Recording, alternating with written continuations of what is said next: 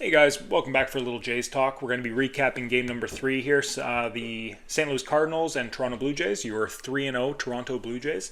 Just wanted to give my quick thoughts on the game, some observations, and kind of where we're at so far in spring.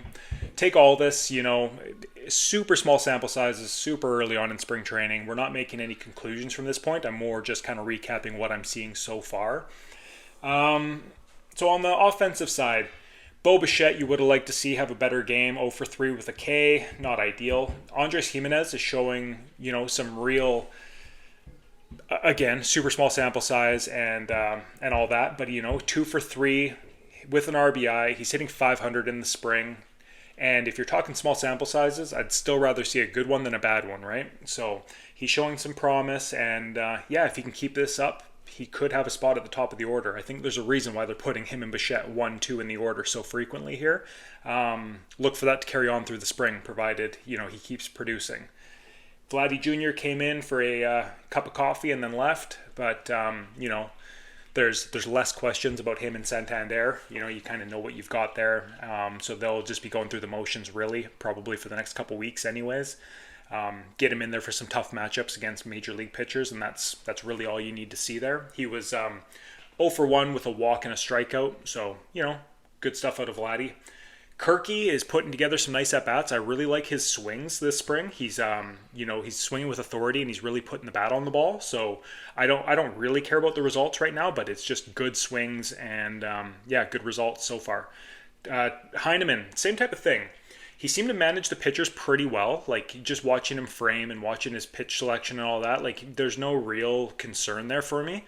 And he also threw out the runner to end the game, and then he also, what did he do there? He hit the nice line drive to right field. There was a tough catch by the outfielder, but he really roped the ball. Like, 8 times out of 10, that's going to drop in somewhere for a hit. So really nice to see out of Heineman.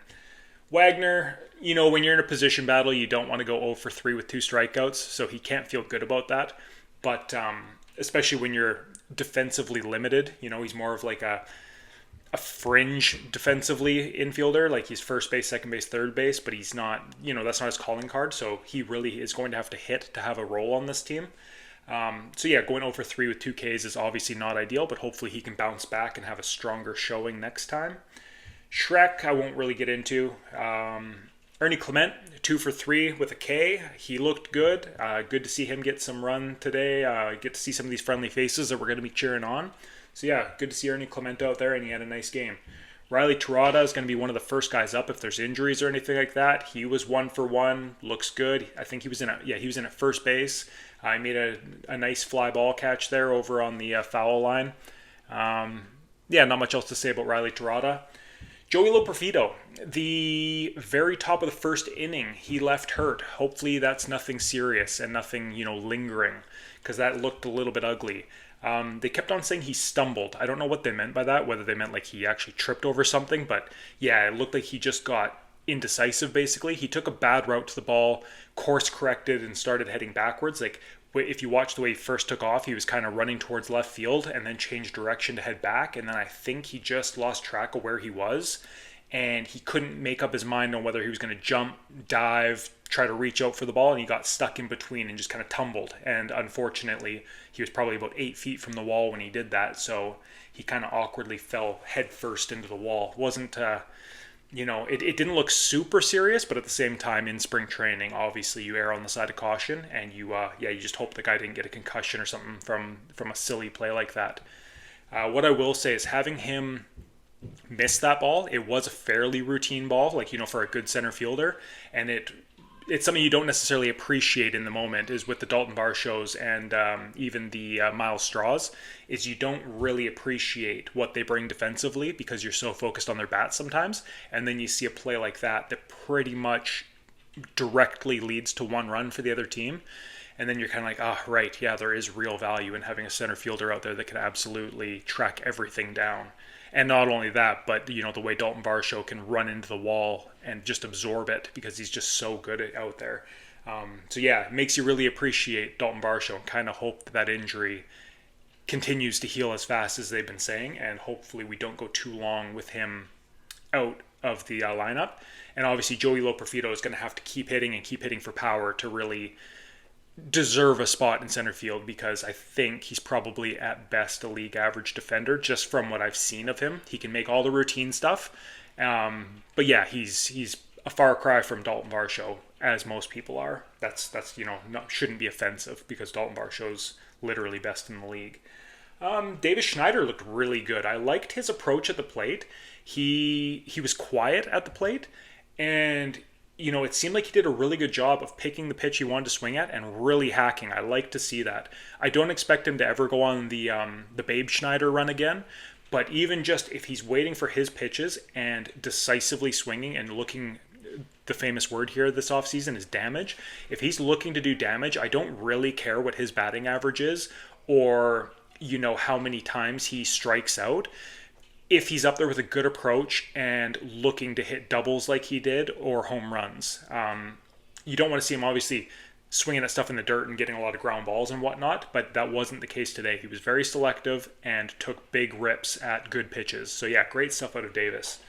Alan Roden came in, worked a good count against a tough lefty pitcher. He fell behind. I think he might have even been 0-2. If not, it was 1-2 for sure. And then he came back, worked a full count, and then ended up getting hit on the hand. So he worked a really good at bat off of a lefty pitcher. So that was really good to see in that lefty-lefty battle. And then, he was able to get himself on base, and luckily it didn't look like he was hurt at all. Schneider came out to check on him, and everything was good. So he's been very, very impressive.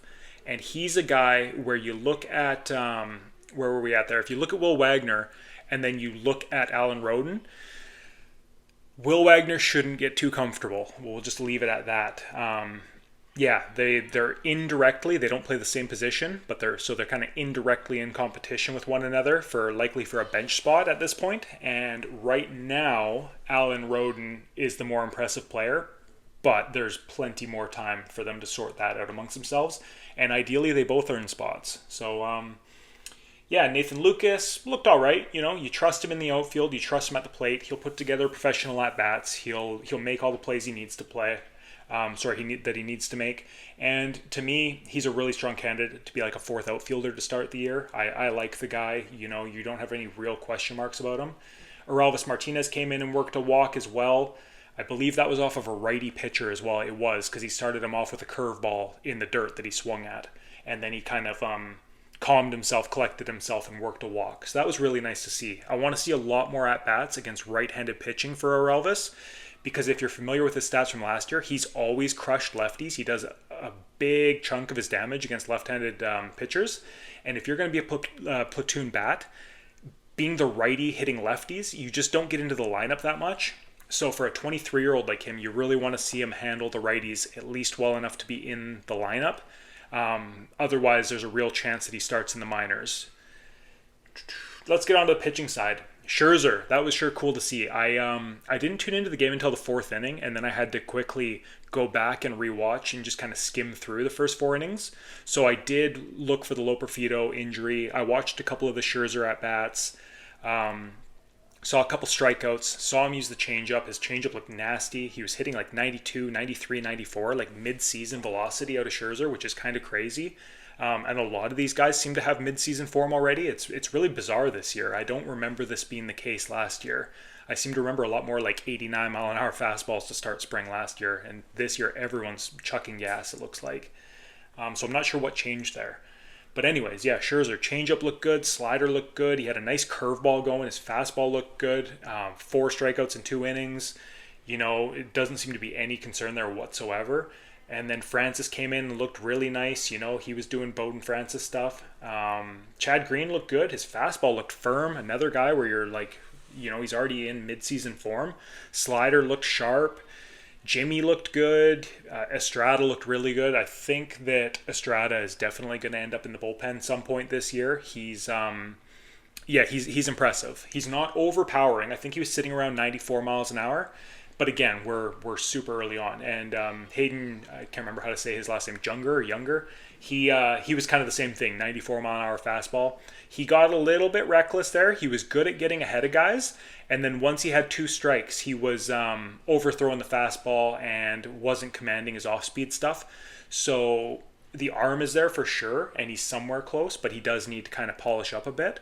But Estrada looked like he could really factor into the bullpen this year, and I would not be surprised if we see him hang around for quite a while if any injuries or anything like that happen. Very impressive arm. So yeah, that's where that was most of my observations for this game. Let me know what you guys think below, all right? And I will give a special shout out to Alec Burleson. He was on the Cardinals. If you follow me on Twitter at all or X, I've been calling for the Blue Jays to trade for Alec Burleson all year. I love the big lefty bat that can mash righties. But yeah, that's a special shout out for a Cardinals player there. Let me know what you guys thought, and leave your comments below. I'd love to hear from you guys. Bye-bye.